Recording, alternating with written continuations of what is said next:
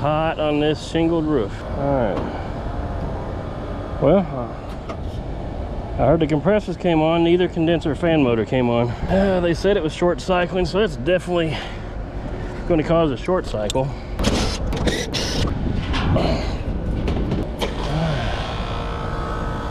So, well, that one's turning freely. That one not doing so well. Let's see where it's getting power from. A little bit on the short side for this one. So this black wire. So it looks like we have a fan relay up here. We are getting voltage to this relay. Let's see if we're getting power across the relay here. Appears to be. Shut it off here for a moment. Let's see. The body of that motor is freaking burning hot. I bet that one's the same way. Yep, motor is cherry hot. 200 and some degrees. And 245 degrees. Both these motors extremely hot. So primary suspect is Carrier's dual 10/10 capacitor here. Take the cap wire on both sides. Go to MFD.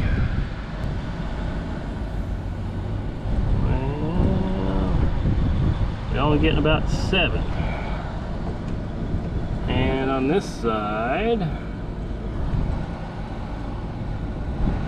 also only getting about 7.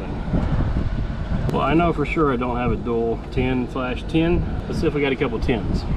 I only had one cap, so I went down to the local Ferguson, got 2 10s. So we're gonna make us a little jumper here. We're gonna jumper one to the other, that way that side will be our common. And we got a couple bit tips left for the motor. Make sure there's nothing back here we're gonna hit, nothing back there. All right, I'm gonna unplug all of these. So essentially this center one was common for these two, so where we've jumpered this will now be our common for that one. We can put on any combination of the common side now. They are all essentially one terminal. We'll put this shorter one on this side and this longer one over on this side, and then see if we can get this to line up nice and neatly. We need a longer screw. And there's a longer 3/8 left laying right here. Again, make sure nothing back there it's going to hit. It's not. Alright, those aren't going to go anywhere. Those motors are still pretty hot, but let's see if they'll run. Alright, we're probably going to be out of time delay with the thermostat again. Here's another one where Y1 and Y2 are jumpered together. Between common and yellow. Nope, no call. We'll jumper it here.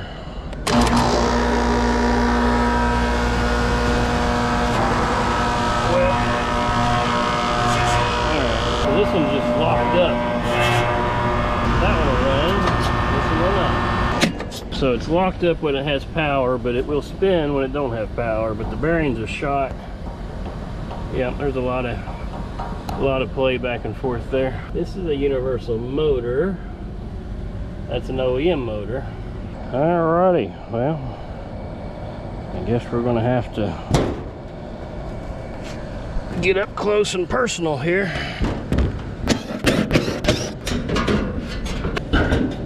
They got a 1/2 horsepower 1075 4.2 amps with a 10 cap. Let's take a photo of that. Climb back down off of here. See if we can read our data plate here. Outdoor, 2 fan motors, 2.8 230 volt, single phase, 60 hertz, 1.5 amps. Doesn't give me a horsepower rating on those. There's no data plate on this other motor, but there is that number 1171335, which is International Comfort Products. It's a 1/4 horsepower, 1100 RPMs. Well, somebody had a 1/2 on there. Running and picking up a motor that is closer spec to what the original is, but plot twist, this one uses a 5 microfarad capacitor. So we're going to change our brand new capacitor out with a brand new capacitor. So they've left the whole length of that shaft, and that damn thing is rusted.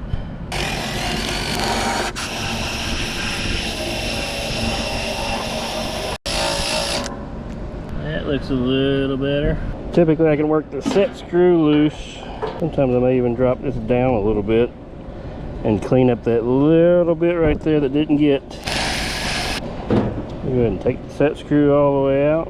Take my wrench and I'll find the flat spot and I'll clamp down on the flat spot, and I'll typically just lift and twist.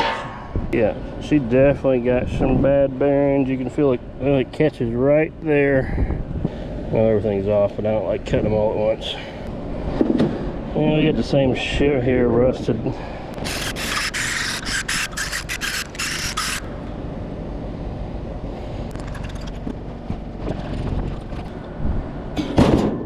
This motor will be mounting this way, so we want to take this drain plug out here, that drain plug.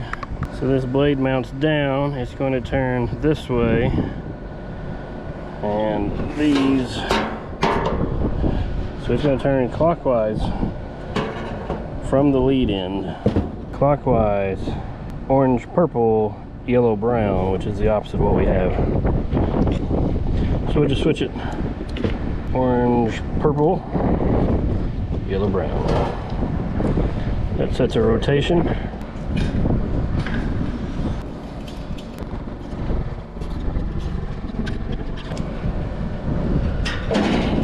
The only time I use the ground is if this motor is not mounted directly to metal. I'm going to get rid of that. That might be an unpopular opinion. I'm going to cut off these factory ends.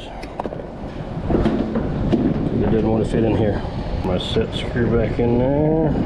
Now this motor body is a little shorter than what came off. Actually, it's a lot shorter. But I want to gauge, based on the one next to it, how far down below here this blade lies. So that looks pretty close to me. So we're going to line this up with the flat shaft, make sure it's still good. Somebody said they like to tighten these down and then loosen it back and then tighten it down again. I don't know if that actually helps do anything or not. Torqued under now. Where these directional wires are, they're up there where they're going to hit the blade. I'm just going to zip tie it down right here and feed our wires through the hole here.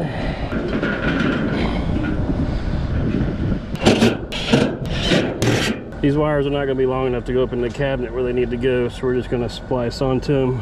Do some electrical tape. It's been like a week and I still haven't got more zip ties. I just keep forgetting. I just left the parts house. It didn't get nothing. Oh goodness, there's some thunder back there. It doesn't even look like it's going to storm really. There's some dark clouds, but okay, yeah, they got the brown with the white stripe just headed off there. I'll still make the connection here. For anybody that doesn't know, the brown wire with the white stripe, it essentially is just an extension of the white wire. It goes into the motor, they tie together in the motor, it comes back out. That way you can just put one of each side of a cap. But in a 3-wire situation, you can just leave that one off because it is the same wire, literally, as that. If that's ever confused anybody, that's all it is. Again, black tape really is not my preference. I just keep forgetting to get zip ties. This brown wire here, so this one right here goes to my new motor. This one needs to become the 5 capacitor. Son of a bitch. Get off there. The 5. Alright, so now we got that one hooked to the 5, to the 10. I'm going to unjumper this for the moment. I want to capture an amp draw. Just go right here on my black wire. So I need my panel ready here. To get a true amp draw, I'm going to need the panel back on. Let's go ahead and jumper this, and let's make sure we go the right direction when we start spinning. We are. I'm just going to set this in place. Why is there a big ass hole here? So I got one kicking out, pulling 1.4, 1.3 amps. This moving air, covering that up is not changing the amp draw. Which one is that? This one. This one is running fine.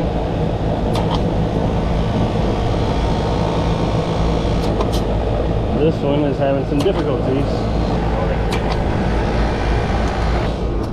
Check the amp draw, the other one. It's 1.1, 1.2.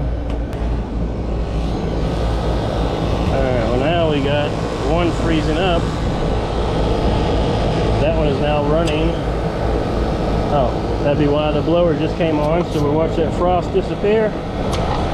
This one is still short cycling. This one is staying on, even with this panel off. I see this one's sweating, so I'm going to assume it's going off on high pressure. Yeah, she's going off on high pressure. So this one's going over 600 psi while my suction's tanking. Now I think it's actually staying on. Nope, spoke too soon. See what this superheat's trying to do.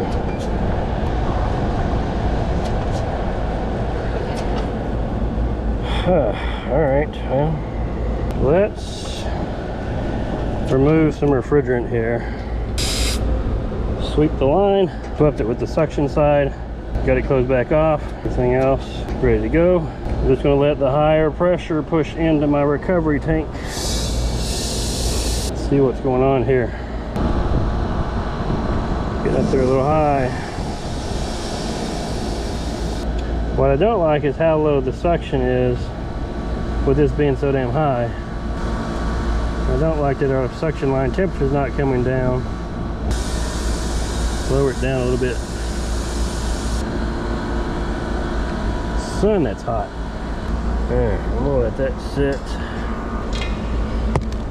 And I'm gonna set this over here, make sure it don't fall. Well, now our other fan has stopped running again.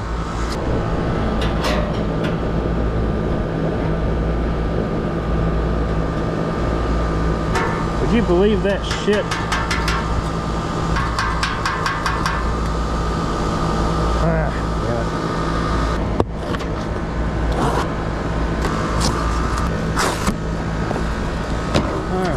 Let's try to block this opening. And let's repeat the same steps we just took with that one. Alright, so this one's cooling. This one's not. We have no more motors, so we're going to unhook this compressor. This seems to be the only one having trouble at the moment.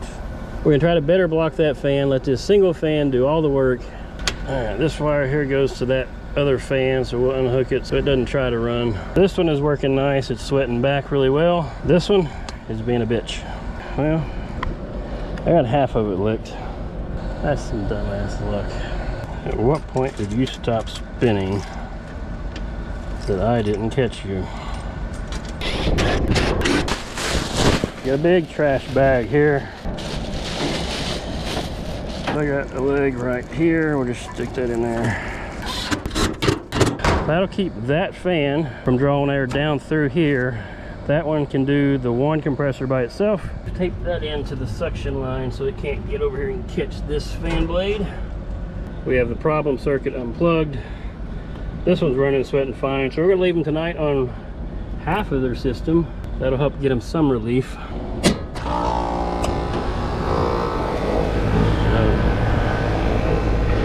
Bag is doing its job.